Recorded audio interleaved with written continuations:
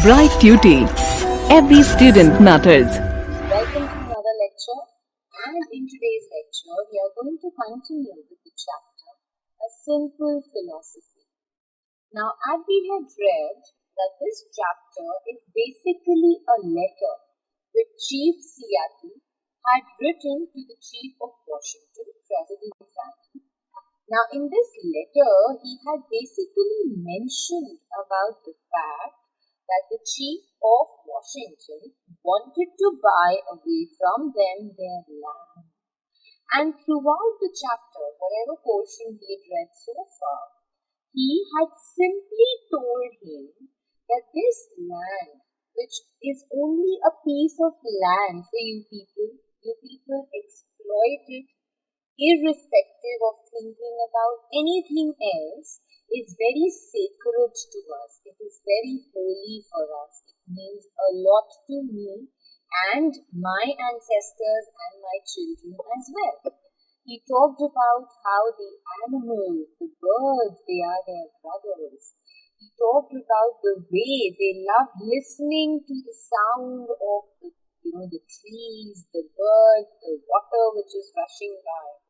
He also talks about the fact their people, if they are going to take away their land, then they are going to exploit it totally. And they are not going to enjoy the beauties of nature that these people do. So throughout the chapter, the chief had written to the Washington president that he is ready to give them the land, but in return he has to promise that even along with his people, his children, are going to take care of this land in the same manner as they have. So we'll continue now from where we had left. So he says, I am a savage and I do not understand any other way. I have seen 1,000 rotting buffaloes on the prairie, left by the white men who shot them from a passing train. I am a savage and I do not understand how the spoking iron horse can be more important than the buffalo we kill only to stay alive. So this paragraph I had already explained to you in my earlier part of the video. So this paragraph basically talks about the fact that these people, the Americans, they call the tribal people as savage, as wild. But the Chief Seattle says that I don't understand how these people can shoot a buffalo from a passing train. And he also mentions that he has seen 1,000 of buffaloes who are rotting, who died a long time back and who are just rotting on the prairie, on the grasslands there. So we continue. What is a man without the beasts? All the beasts were gone, men would die from a great loneliness of spirit. For whatever happens to the beasts soon happens to man. All things are connected. So, he says that what is a man without the animals? The animals are dependent on the animals. We human beings are dependent on the animals. We cannot even imagine our lives without them. He says that if the beasts were gone, if the beasts are not there, then men would die from a great loneliness of spirit. We are going to be very, very alone in this entire world because we, in turn, get the support in multiple things from the animals, It can be a horse, it can be a cow, it can be a buffalo, a sheep, goat, dog, monkeys. All these animals are nothing but friends to human beings and we ought to respect them and value their presence as much as we do ours. For whatever happens to the beasts soon happens to me. He says that whatever will happen to an animal will one day happen to a man also. So if you do something wrong with an animal, be prepared for something similar to happen to you as well. All the things are connected. He says everything is connected. Whatever befalls the earth, befalls the sons of the earth. Befalls the earth means whatever happens to the earth. If we are going to harm the earth, then that harm will in turn affect the sons of the earth, means the people who live on the earth. If we are going to cut the trees, we are harming the nature, we are harming our mother earth. But who is going to be the ultimate sufferer? We human beings. Without the trees, we all know that our nature is going to be totally imbalanced. You must teach your children that the ground beneath their feet, is the ashes of our grandfather, so that they will respect the land. Tell your children that the earth is rich with the lives of our kin. Teach your children what we have taught our children, that the earth is our mother. Whatever befalls the earth, befalls the sons of the earth. If men spit upon the ground, they spit upon themselves. So, he says that you people, we have already taught our children what they ought to know. But you people, if you buy our land, then you have to teach your children that the ground that they have beneath them is actually the ashes of our grandfathers. That this place, this ground that they have is because of the sacrifices of our grandfathers, the sacrifices of our ancestors that we got this land. So they have to respect it. He says that tell your children that the earth is rich with the lives of our kin. Kin means our relatives, our family members.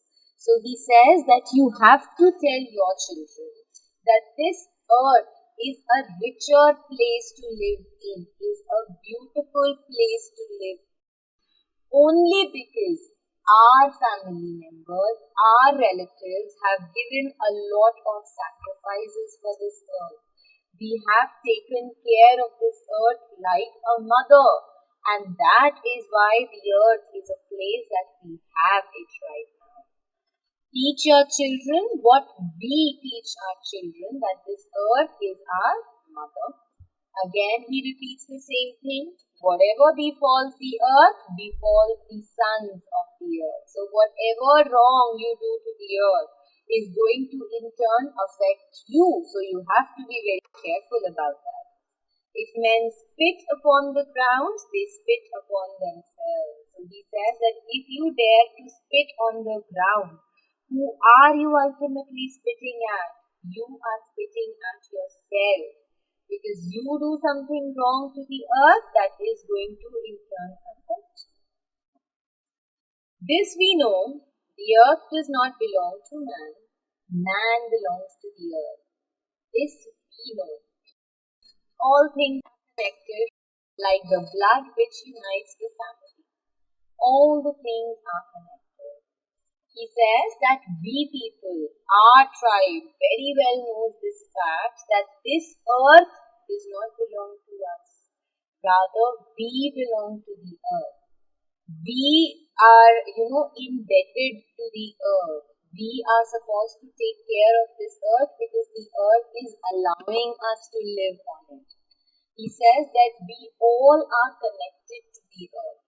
Just the way the blood that runs through the entire family connects you, it keeps you bonded, it keeps you together. Similarly, we all are connected to the earth as well, because earth is given us the opportunity, the permission to live on it. Whatever befalls the earth, befalls the sons of the earth. He says that again the same thing, whatever happens to the earth actually happens to the people living on the earth. Man did not weave the web of life. He is merely a strand in it. Whatever he does to the web, he does it to himself.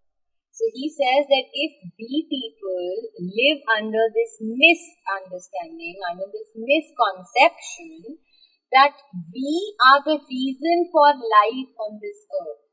We are the ones who have woven the life on this earth, then we are wrong.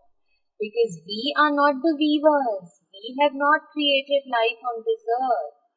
We are only a strand in it. Strand, only a thread in it. The life of the earth is given, by the nature only. We have no hand in it at all. And whatever happens to the web, he does to himself. If a man is affecting the whole web, the whole connection that is there in the earth, the trees are connected to the animals, animals are connected to the humans, humans are dependent on the trees, so everything around us is connected. And if we try to actually, hurt the web, if we do something to the web, we are ultimately doing it to ourselves. No, day and night cannot live together. He said, day and night cannot live together. What does he mean by this? Day and night are two different time zones of the day. Day cannot overlap with night and night cannot overlap with day. Similarly, over here he talks about the thinking, the ideologies of the people of his tribe and the thinking of the Americans. He feels that his people, what they think and what the Americans think are like day and night. They can never be same. We know that your thinking is totally different from ours. Our dead go to live in the earth's sweet rivers. They return with the silent footsteps of spring, and it is their spirit running in the wind that ripples the surface of the ponds. So he says that our dead, the people, our ancestors, they go to live in the earth's sweet rivers. They return with the silent footsteps of the spring. So he's talking about the nature, the connection that they have with the nature. That his people, they were very fortunate to have experienced everything, to have been into the fresh water, to have experienced the spring season, to have experienced the beautiful wind, the rippling, ripples on the pond. What is ripples? We all know that when the water flows, ripples are formed. The waves that are formed on the water, they are ripples. So he says that our ancestors were very fortunate. They were very lucky to have experienced it all. We will consider why the white man wishes to buy the land. What is it that the white man wishes to buy? My people ask me. The idea is strange to us. How can you buy or sell the sky, the warmth of the land, and the swiftness of the antelope? How can we sell these things to you, and how can we buy them? Is the earth yours to do with as you will, merely because the red man signs a piece of paper and gives it to the white man? He says that we will consider. We are trying to figure out, we are trying to understand the reason why you people want to buy our land. He says, what is it that the white man wishes to buy? My people are asking me. So he says, my people are trying to ask me that what exactly do these white people want? The idea is very strange. It is very, very different to us. How can you buy or sell the sky? Again repeats the same thing. That this sky is common to all. The land, the sky over this land is common to all. The warmth, the love that we derive from this land, the swiftness, the swift energy, the energetic antelope. Antelope is a kind of a deer only. So the animals who are found on this land, how can you buy them or how can we sell them to you? He says that is the earth yours to do with as you will. Just because, merely means just because the red people sign a paper to the white people. So if we sign on the paper agreeing that we wish to sell you our land, does that give you the chance, does that give you the opportunity to do whatever you want to do with the land? Is that so? If we do not own the freshness of the air and the sparkle of the water, how can you buy them? So you can see that despite it being a chapter, a lot of literary devices are used in this chapter. This line in itself, if we do not own the freshness of the air and the sparkle of the water, how can you buy them from us? This is a refrain because this is being repeated in the chapter, more than once. So he again says that the fresh air that we enjoy on our land, the beautiful shining water that we have in our land, that does not belong to us, that belongs to the earth, that belongs to the nature. So when something does not belong to us, how can you buy that from us? Can you buy back the buffalo once the last one has been killed? But we will consider your offer, for we know that if we do not sell, the white man may come with guns and take our land. But we are primitive, and in his passing moment of strength, the white man thinks that he is a god who already owns the earth. How can a man own his mother? He again says the same thing. He says, the buffalo that you people have killed, can you get that one more time? Somebody who has been killed by you, can you get that again? No. So how do you expect to kill the earth first by exploiting it and then, using it again? He says that we will still consider your offer because, again, he repeats the same thing. We know that if we do not give you the land, then you people are going to come with your guns, you are going to use your power, you are going to use your strength and will take away this land from us forcefully. But we are primitive. Primitive means somebody who uses very old and conventional methods of doing something. The primitive culture, the old people. So he says that we people are very old. Our thought process, our ideologies are very old. And in this passing moment of strength, the white man these days consider themselves to be very, very strong. And they feel that they are a god who owns the whole earth. He asks the white people that how can a man own his mother? Earth is our mother. How can you even think of owning your mother? But we will consider your offer to buy our land. Day and night cannot live together.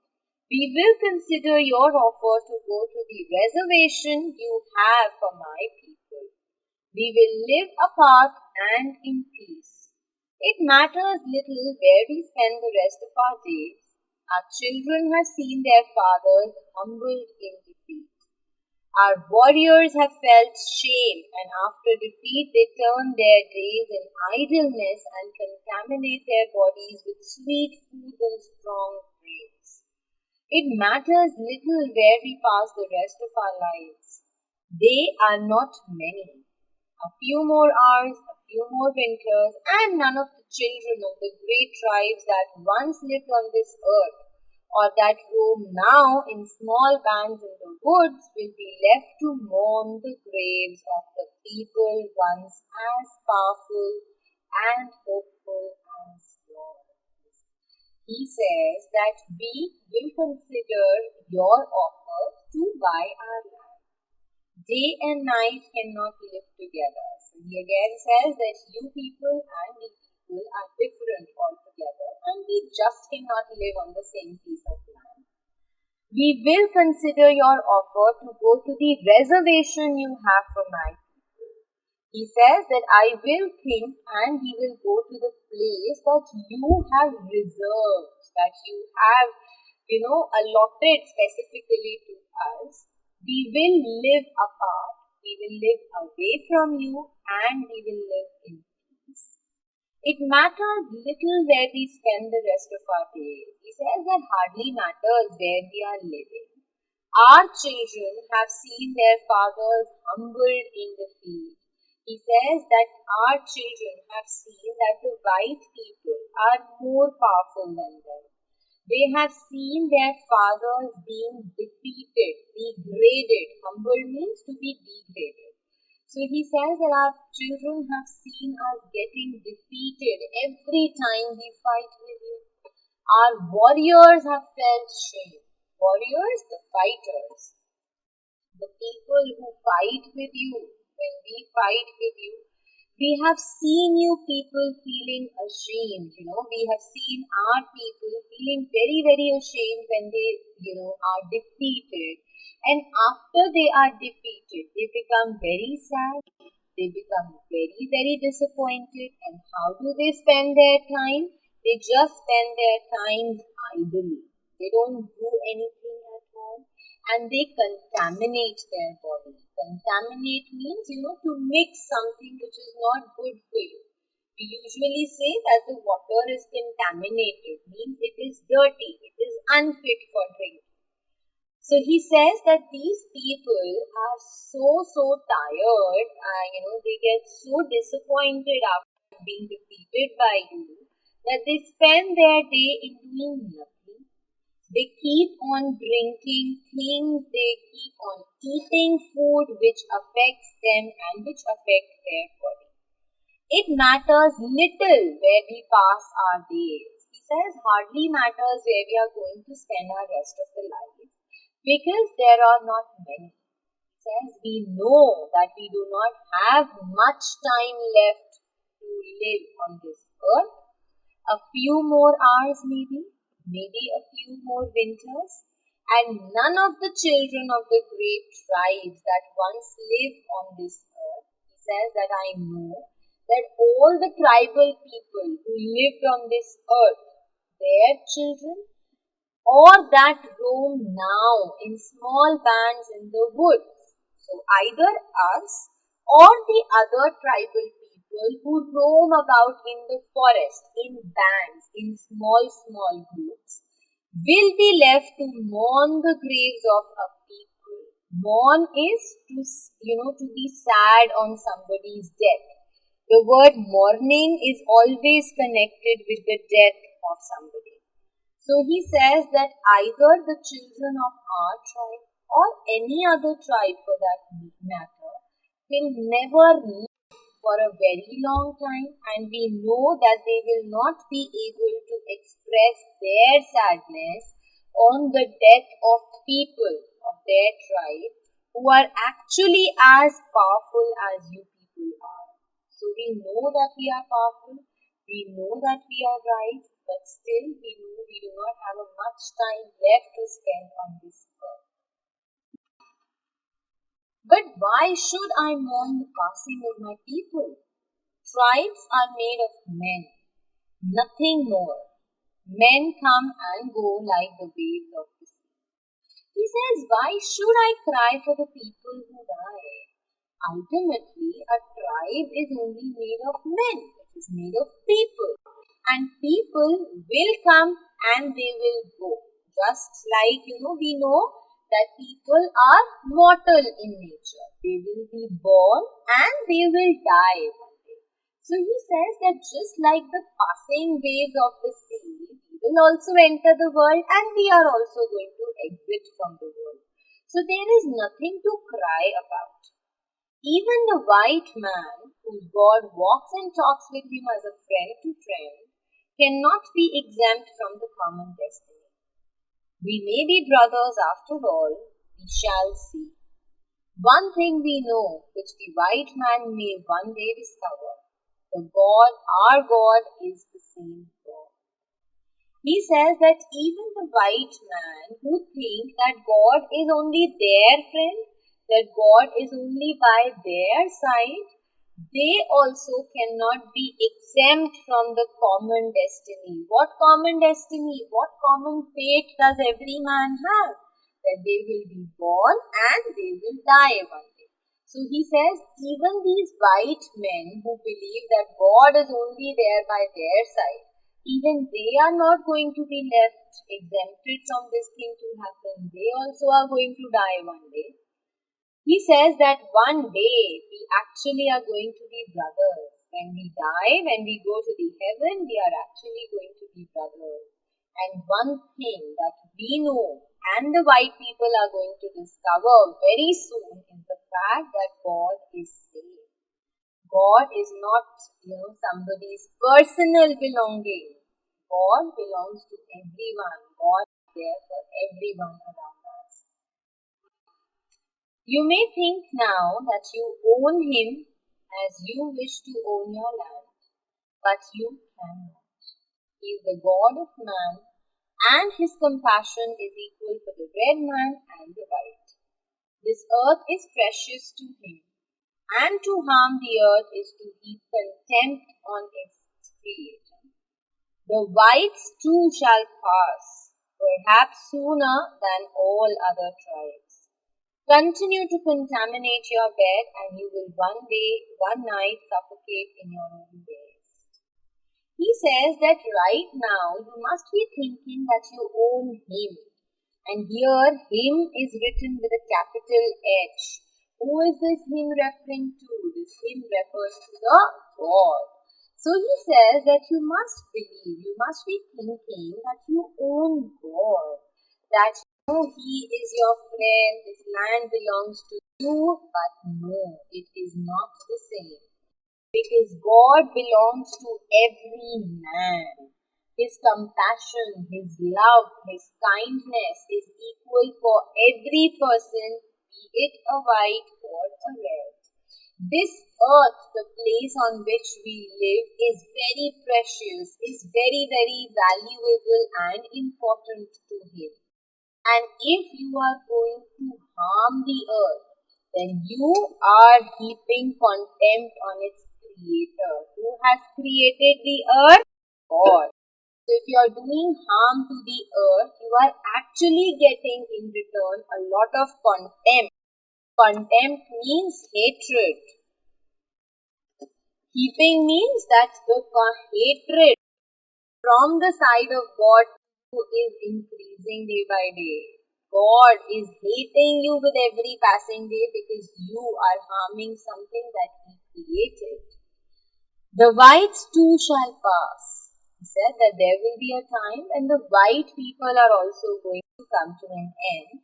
Maybe it will be sooner than the other tribes. So this can also be the case that you people are going to die sooner than the tribal people die. And if you contaminate your bed, where are we ultimately going to be in? In the earth? Our graves are going to be in the earth. If we are harming the earth, then what is going to happen? He says that one day you will die.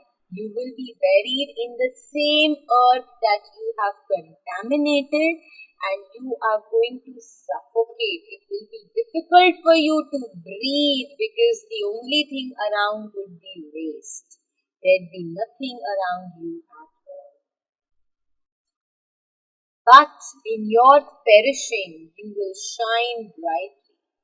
Fired by the strength of the God who brought you to this land and for some special purpose gave you dominion over this land and over the red man. That destiny is a mystery to us, for we do not understand when the buffaloes are slaughtered, the wild horses are tamed, the secret corners of the forest heavy with the scent of many men, and the view of the ripe hills blotted by talking wires. Where is the thicket gone? Where is the eagle gone? And what is it to say goodbye to the swift pony and the hunt? The end of living and the beginning of survival.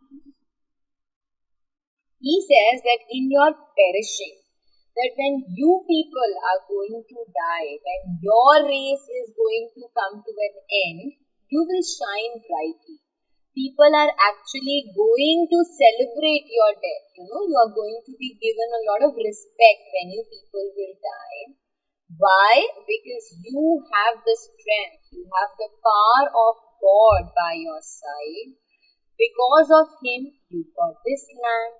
And because of whom you got a dominion over this land. Dominion means authority.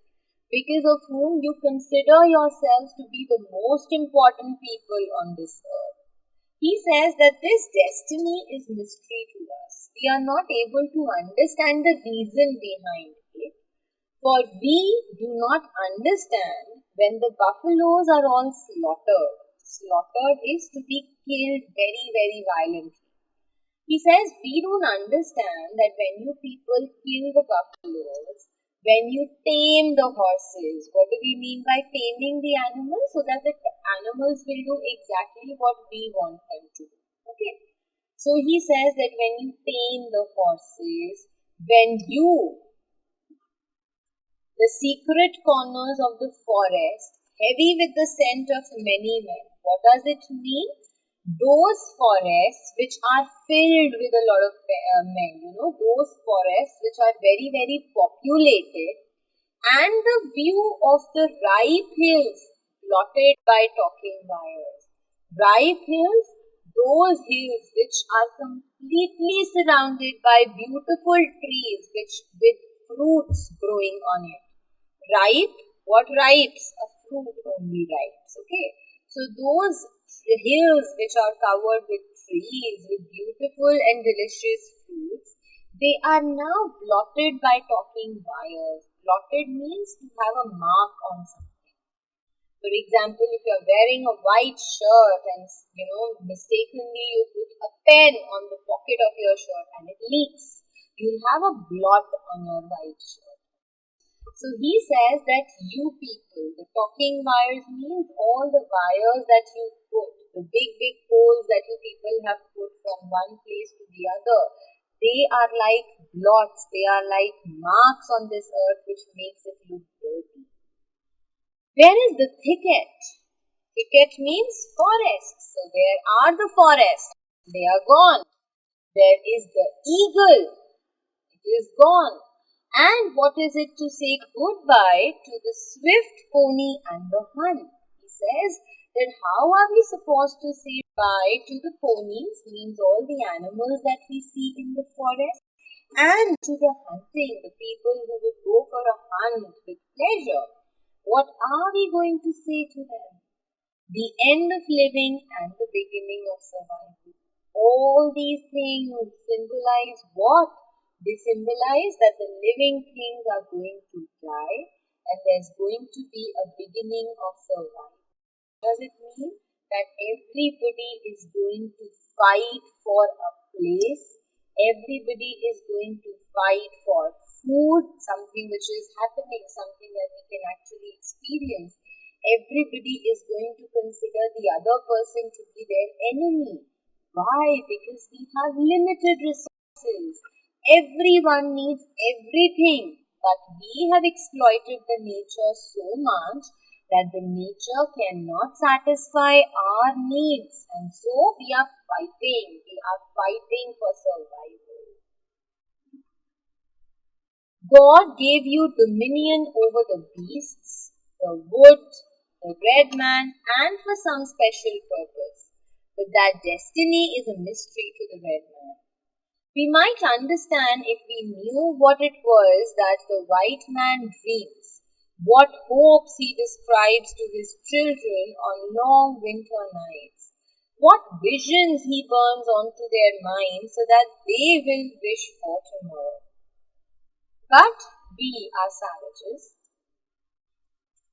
The white man's dreams are hidden from us, and because they are hidden, we will go our own way. For above all else, we cherish the right of each man to live as he wishes. However different from his brothers, there is little in common between us.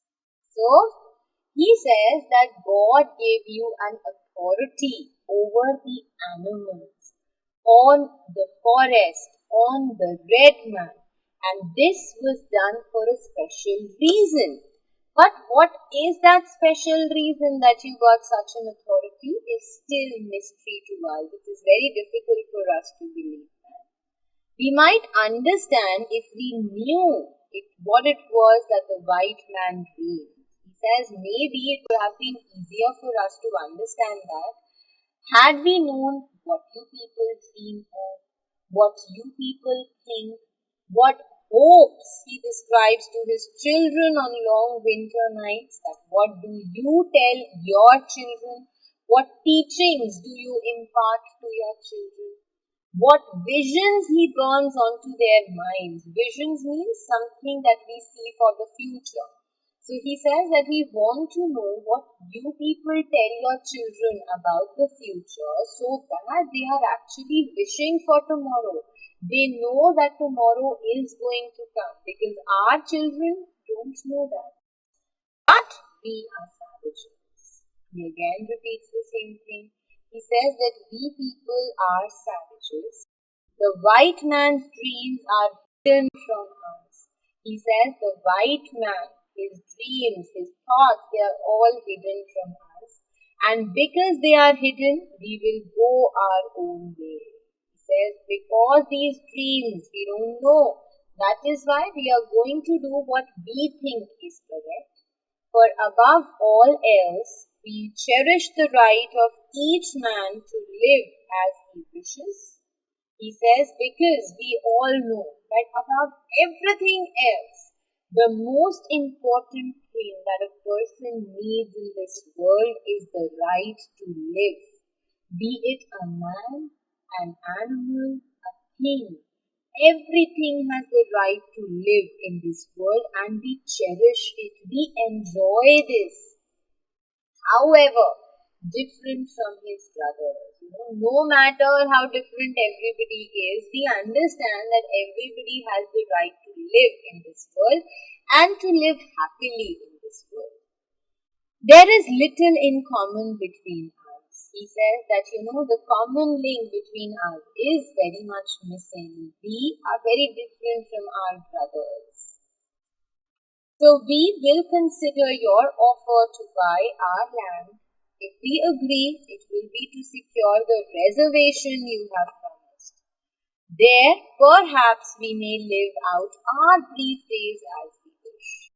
He says that we will consider, we will think about your offer to buy the land, our land. And if we agree to it, then we are only agreeing on the fact that you will give us the land that you have reserved for us, and there maybe we would be allowed to spend the very few days that are left with us with utmost peace. When the last red man has vanished from this earth, and his memory is only the shade of a cloud moving across the prairie, these shores and forests will still hold the spirits of my people. For they love this earth as the newborn loves his mother's heartbeat. So he says that even after the last red man has vanished, has just, evaporated, has gone from this world, our memory will still be there. Because the last cloud that will be there in the sky, the only shade of a cloud, the only cloud that is going to move on these grasslands, that is going to cover and protect the seashores, the forests, that cloud will have our spirit. Because even after dying, we will have the spirit to protect our earth. For we love our earth just the way a newborn loves the heartbeat of its mother. If we sell you our land, love it as we've loved it. Care for it as we've cared for it. Hold in your mind the memory of the land as it is when you take it.